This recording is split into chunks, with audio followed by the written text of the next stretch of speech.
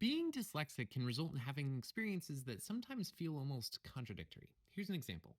If a dyslexic person and a not dyslexic person sat down together to read a block of text, it would be pretty likely that the non dyslexic person would be able to more quickly figure out, oh, based on how these words are pretty commonly used, this is the meaning of this text.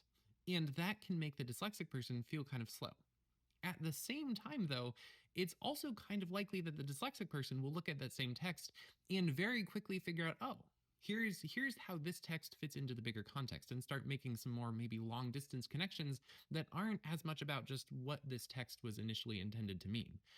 And that's what feels contradictory because it feels almost like I'm slower than you, but also faster than you at the same time, maybe in slightly different ways, though. So, what makes it that way?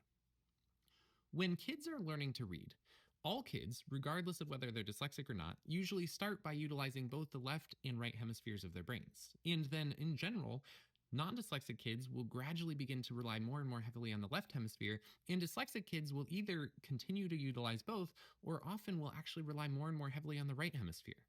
And that's why this happens, because the left hemisphere of our brains is the part that's usually responsible for handing you these are the most commonly used pronunciations or definitions of these words. And the right hemisphere is the part of the brain that's responsible for saying, hey, what other more distant connections could this text have? Like, what other things is this related to?